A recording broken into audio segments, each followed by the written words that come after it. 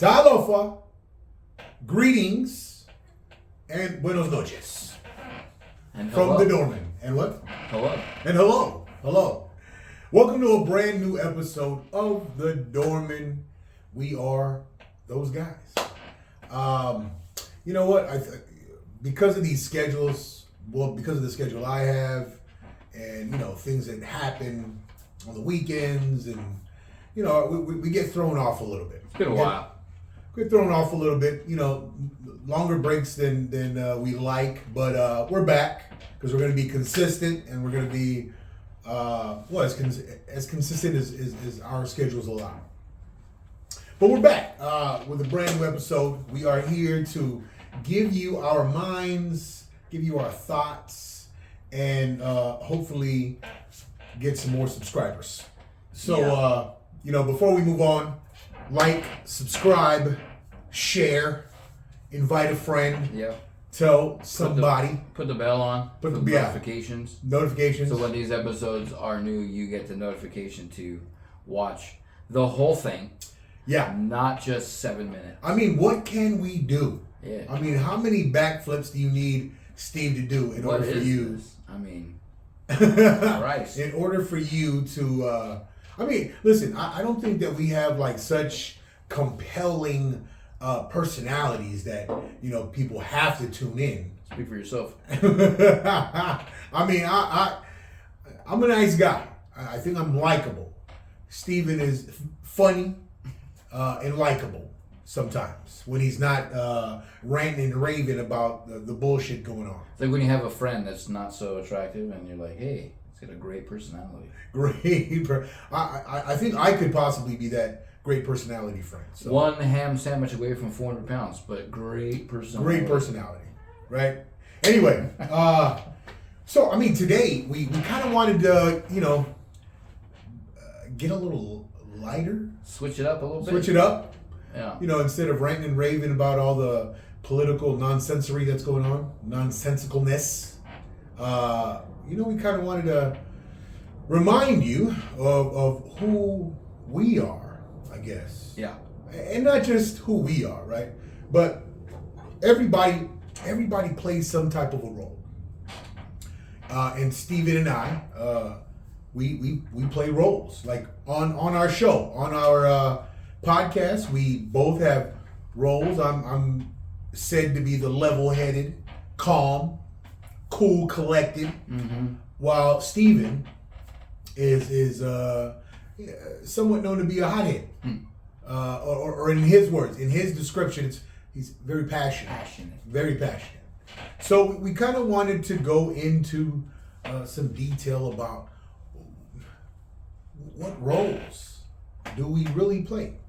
Yeah. Let me be the first to say that I only put my best foot forward on this podcast. I'm not going to show you what I could be after about 7 Coors Lights or speaking of Coors Lights, 12 pack. Coors Light, an American beer. the beer of the future. In response to last episode when Steven demoted me. I would say schooled you. Me in the lessons. Very much notified me. How about we say that? He notified me of all of the Anheuser-Busch products that I shouldn't be partaking in. There's a lot of them too. So I went to Coors, the Blue Mountains. Yes. So Adolf Coors. We'll call this an American beer, and we'll move on from there. It is now. It is now. But anyway, so I'm said to be the level-headed guy. This guy is said to be the passionate, hot-headed, very temperamental. But like I began to say, I don't look to reveal everything about me on this podcast. Not saying that I'm some evil doer or that I'm some do-gooder. I just would like to present myself the best way I can here, right? The best parts of me anyway. Mm-hmm. And then Steven cares Doesn't give a shit. nothing about his presentation here on the podcast. So, and what's funny is great friend of Shelby, Steve, Shelby, great girlfriend, better half of Steven, realized that my presentation here is very different from the presentation that happens after 7 buckets of Coors Lights. 20 beers. Yes. I get a little more aggressive. I'm a little more aggressive. Yeah. A little louder, right? As if I'm not loud here. I'm a little louder. Yes. After 20 beers. You know what I noticed though? Yeah. You get, I would say, not that you're not relaxed normally, but you get much more relaxed with 20 beers. Oh, absolutely. But we're natural approachers of being dormant and being in front of the bar for so many years. We have no problem talking to strangers. No. And Brother Evan over here realized that there were 2, how do I put this lightly? I would say ladies of the night. No, there were more than 2. Yes, but the 2 that were matching. Shit. It's a good example of the differences. These girls were, again, how do I put this lightly? Of the plus size. Matching completely. Very Same much color matching. shirts, same color pants. Yes. Now, the difference in approach was he went to them and said, "Did you guys plan this?" They said no. He's like, "Bullshit, you did. You meant it." And as they were not in earshot, as to not be rude, as some would call me rude sometimes, Very rude. I told him what you should have said was, same shirt, same pants, same 350.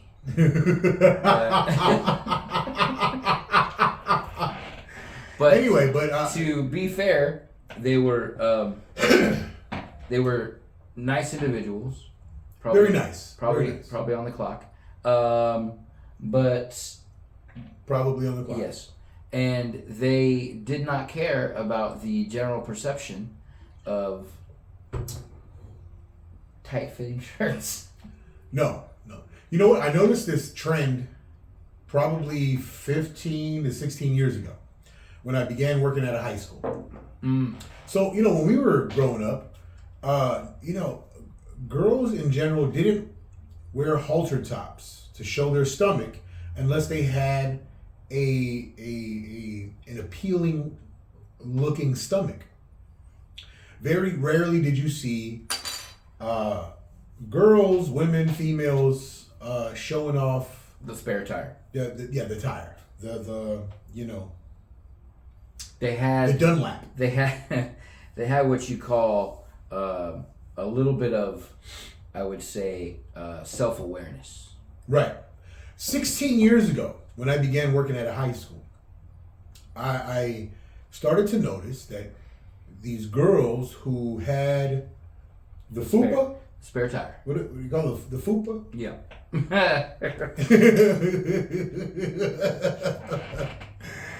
They began to show it off as if there was nothing wrong.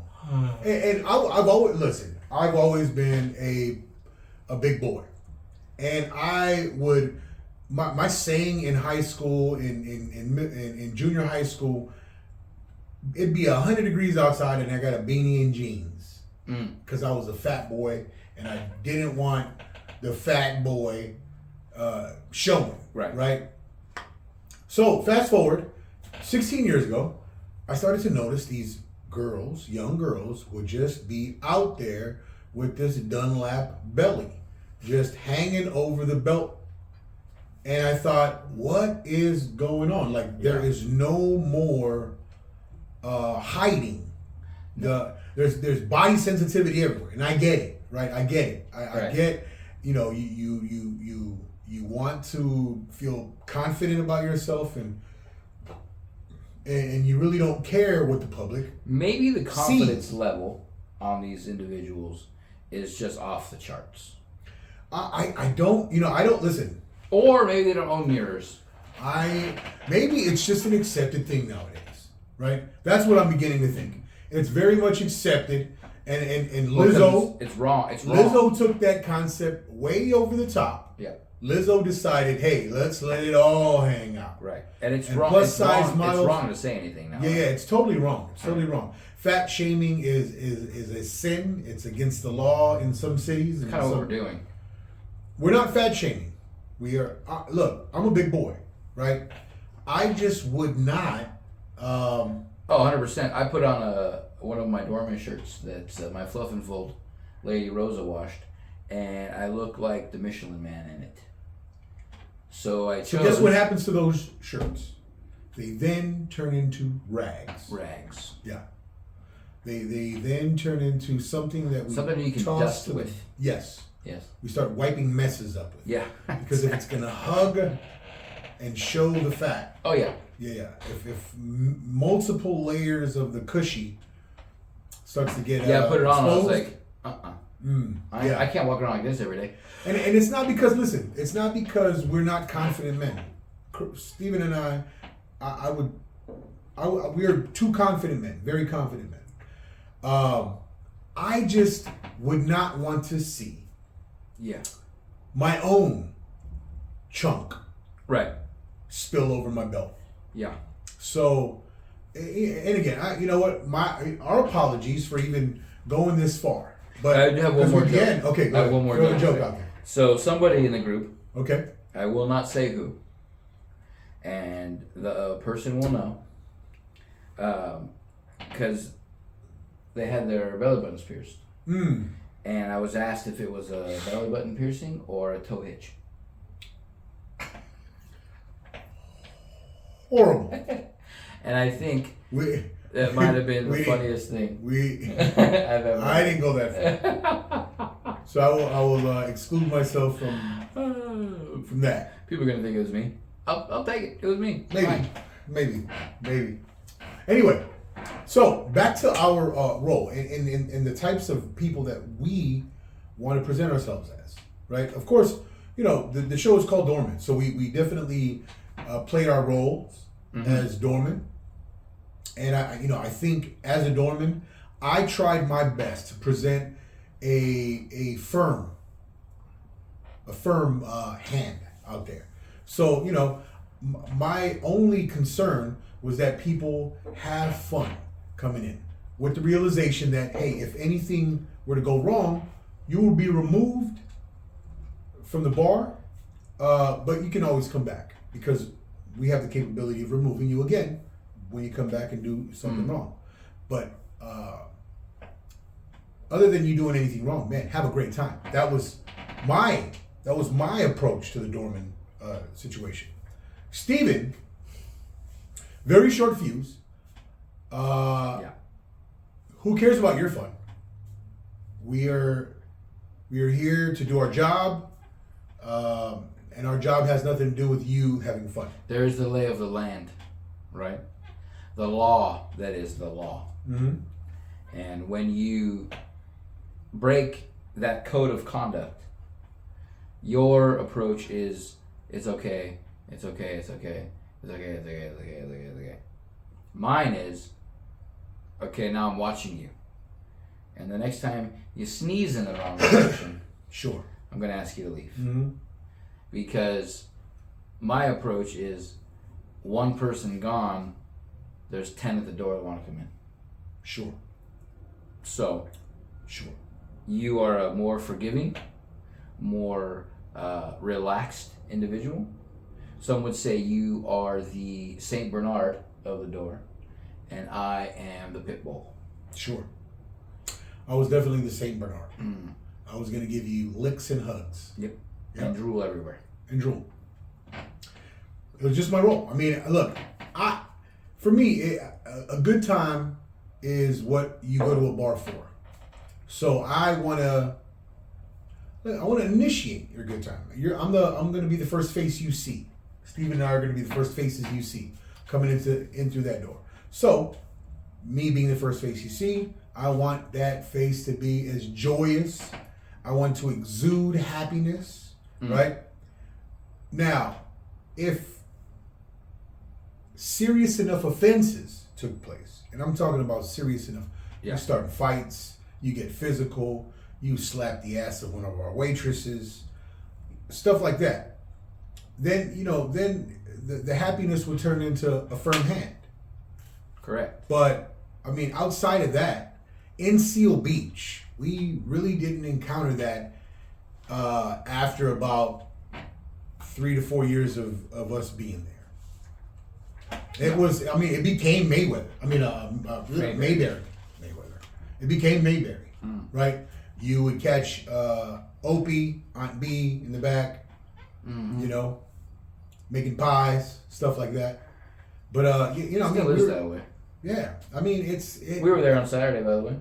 We were there Saturday, at the Irisher. Irisher is an awesome bar. If you haven't checked it out, you got to go check it out. On Saturdays, you're gonna find Ethan and Blake working behind the bar at the Irisher. Tell them the doorman sent you. Yep. I don't know. I mean, great time, great people. It's not a place where trouble is had. You're gonna have you're gonna be well entertained. It's gonna be a lot of and much this guy right here does an amazing rendition of "Fly Me to the Moon." Oh, that takes place at the Seahawk, right? The Seahawk Lounge in Lakewood, where women of the night apparently may be met. Apparently, it is a scantily clad female bar. Streetwalkers. Now people are going to think, oh, we're going to go to Seahawk and find. Oh, you're going to find it. They probably won't be what you're looking for, but you're going to find it. You're going to find something. There's a Tina Turner lookalike. It's about 6'8", stands about 240. Oh, shit. There's the Beach Ball Twins. Oh shit. Yeah, well, you still know. But amazing Frank Sinatra rendition. Fly me to the moon. Proud. He did what's the other one he did? Bob Marley. Redemption song. Yep. Wow. Yeah, karaoke with the doorman, man. You got to do it. We've got to do it. One of these days, you guys will announce that we're going to be doing karaoke. I got 2 karaoke spots, man. If you go to Keegan's in Torrance on a Friday night, or the Seahawk Bar on a Friday or Saturday night, I'm there. Not all the time, but those when we do decide to do karaoke, that's where we're going. That's where we're going. Anyway. So back to our roles, right? Yes. So we have these roles. We have these, we have these roles that we want to portray, right? Lately, what we've been hearing, in popular social media, we've been hearing that roles in general are a social construct, right? And it everyone's presentation of themselves is absolutely a social construct, right? It's you decide who you're going to be when you go out there, what face you're going to put on, what hat you're going to put on, right?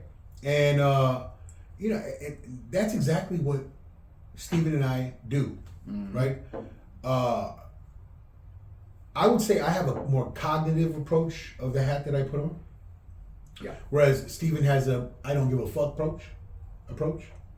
And the reason for my cognitive approach is because I'm not necessarily looking to reveal all of myself to everyone, right? There's a certain circle of people who are allowed to see me, right, in my entirety. It's my belief that if you go around allowing everyone to see who you truly are, then that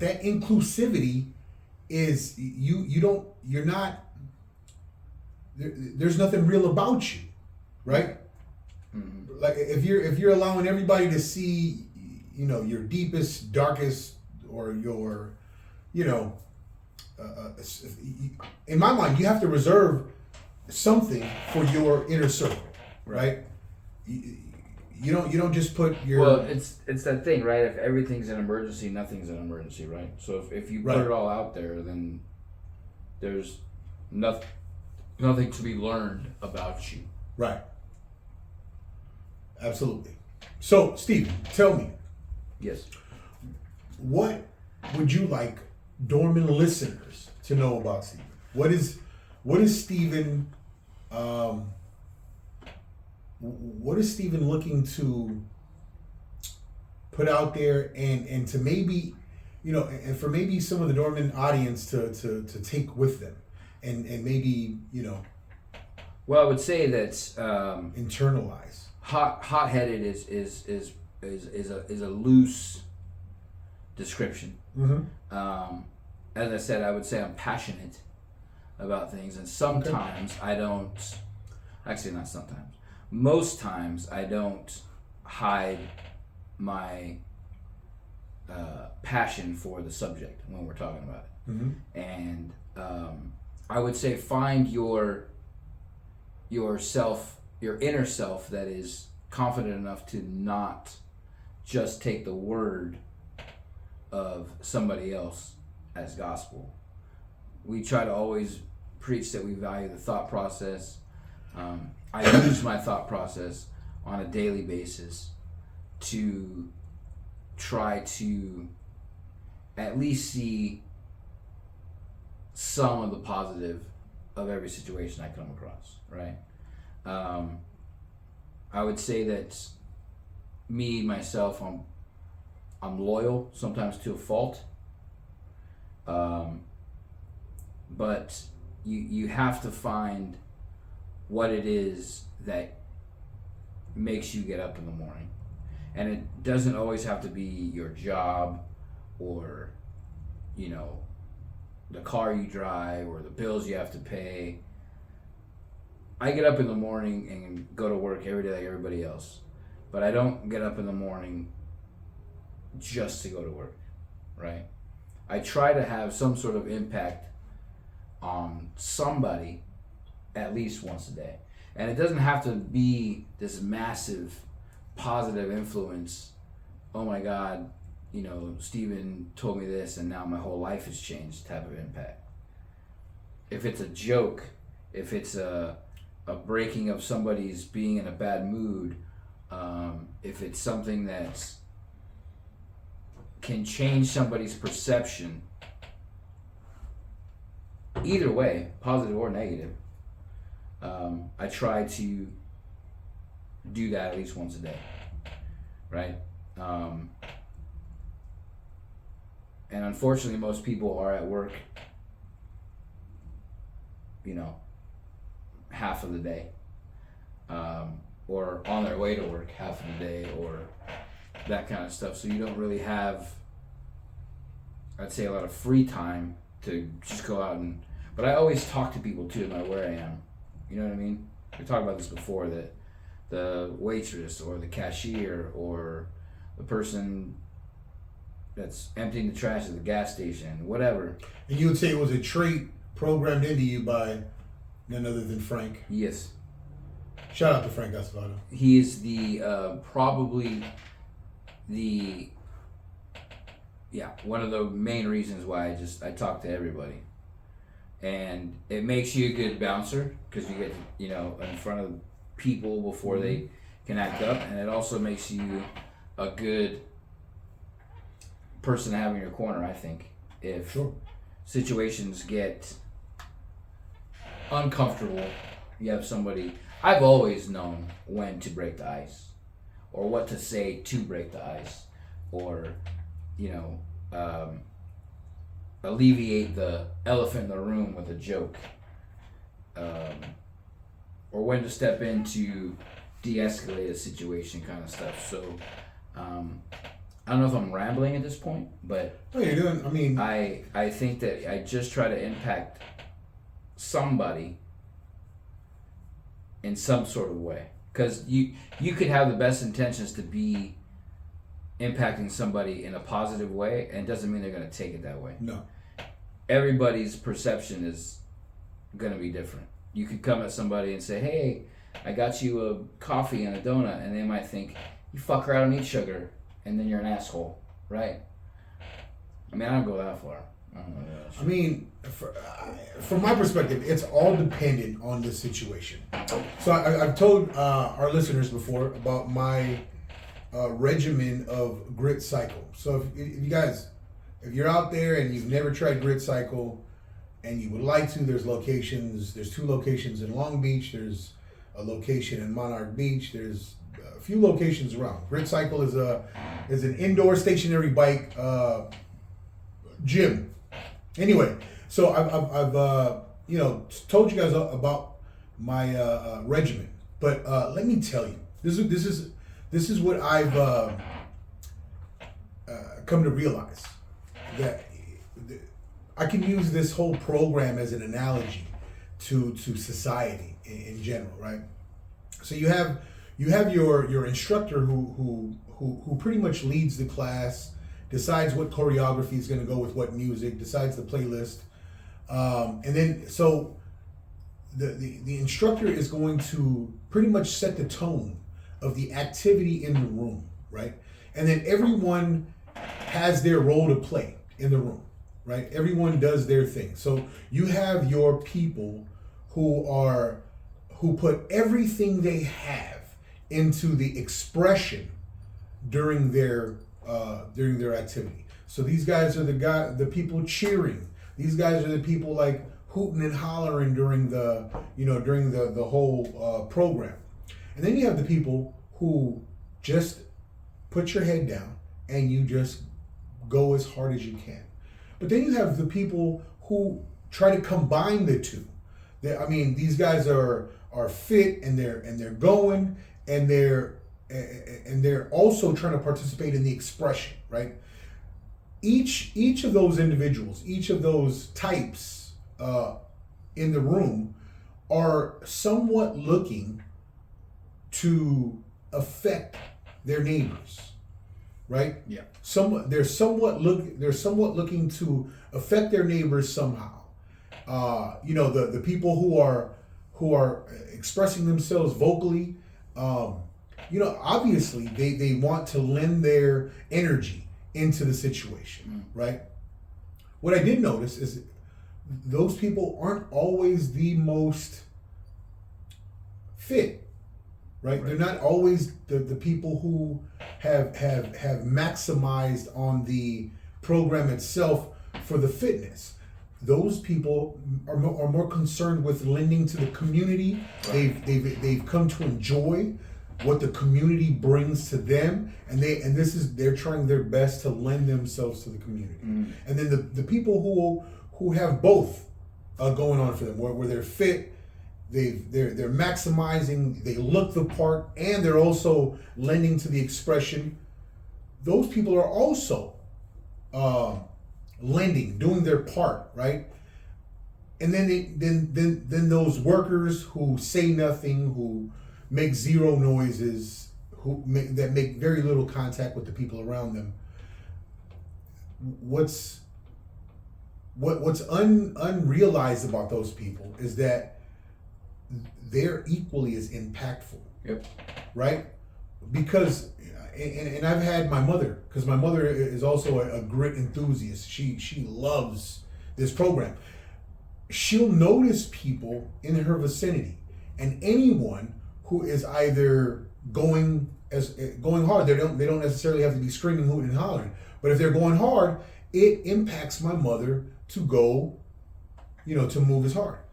If they're not moving along with the rest of the community, and they're doing things that are like, moving in an opposite direction, not going as fast, maybe just not putting in, what my mother interprets as all of their effort, it impacts her negatively. Mm-hmm. My mom is like, oh my God, I wish this person wasn't in front of me, right?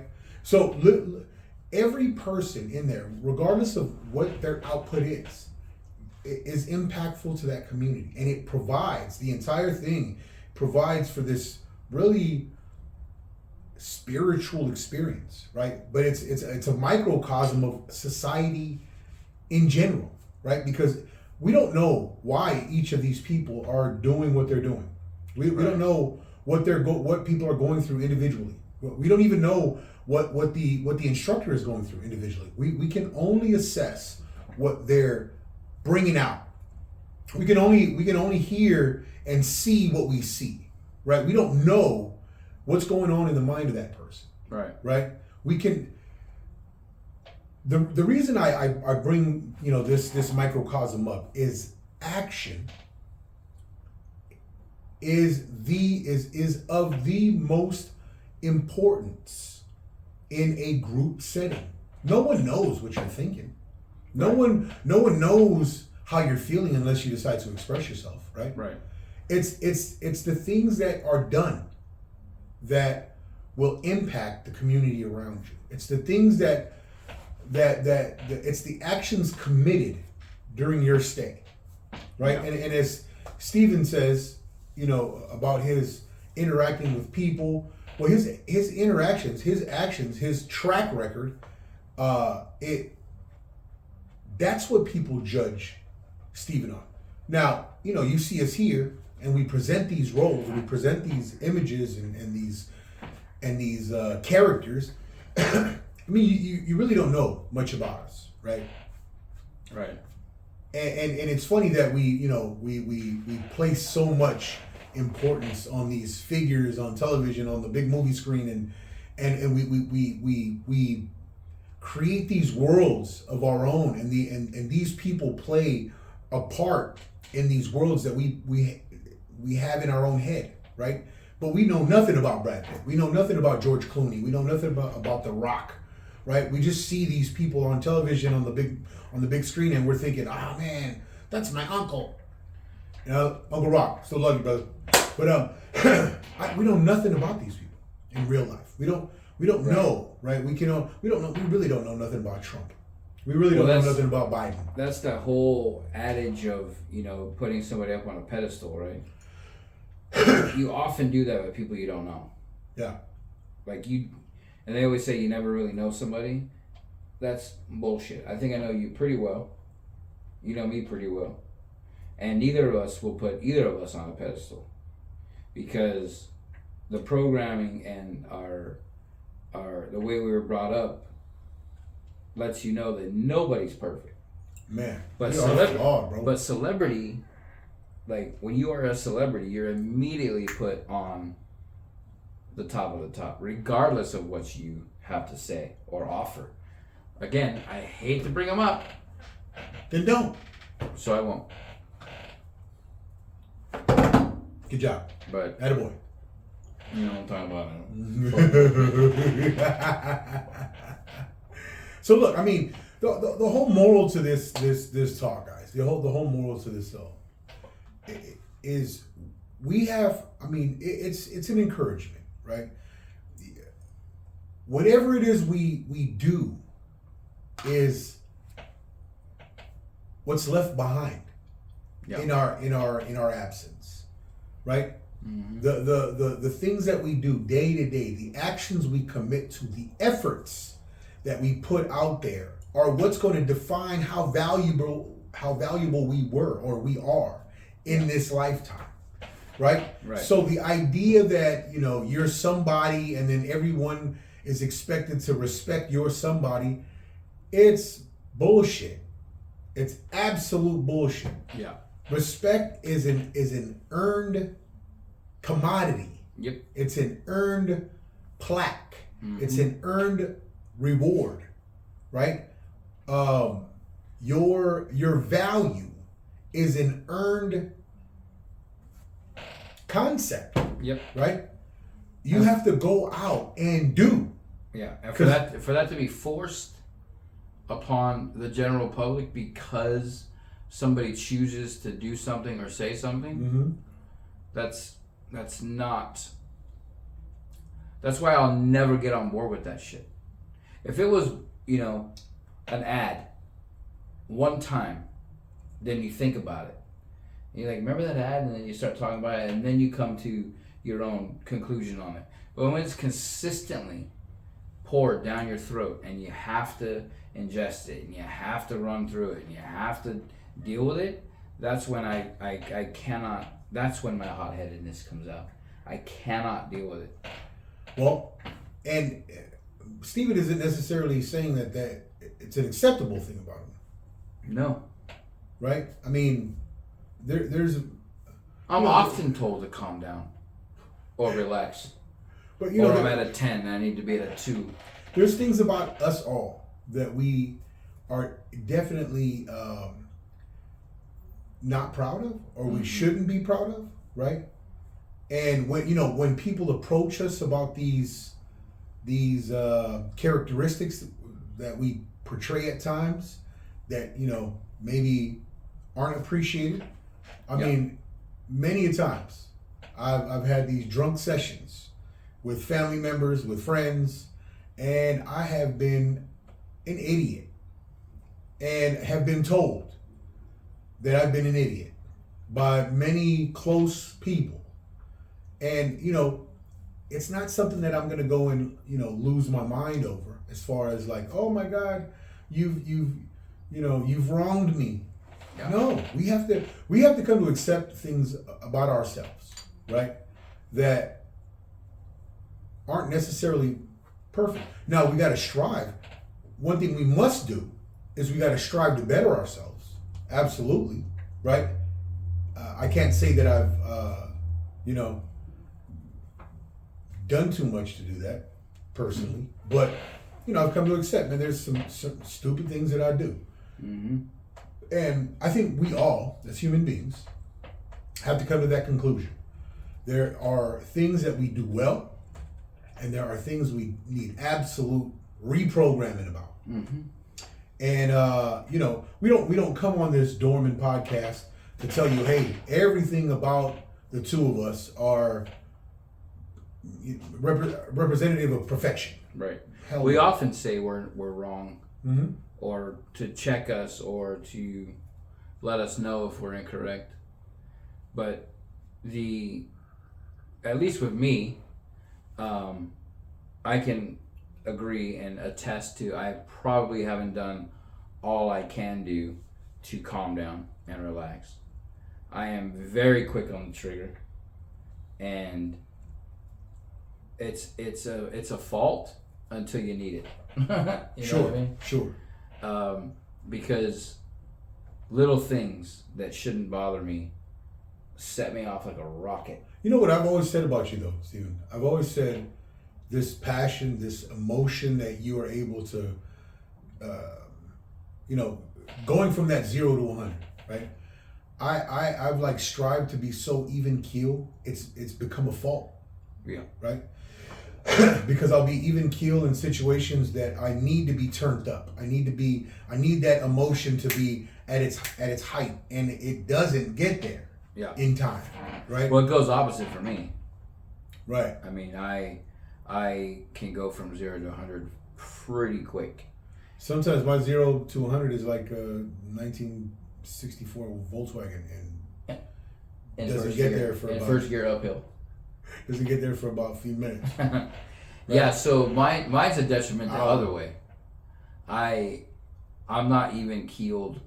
Like if somebody does something wrong, it drives me fucking crazy. I can't deal with it. How about I present this to you, right? The idea that people drive you crazy presents a person who is no better than these. It's funny, as I was listening to Thomas Sowell, and Thomas Sowell calls these people the anointed. These ruling elites, mm-hmm. right? Now we call them, the leftists, these, World Economic Forum members, alumni, right? These people who believe that they know better, and they know what's best for each individual. That inability to control that anger kind of presents a somewhat similar personality to these people. Right?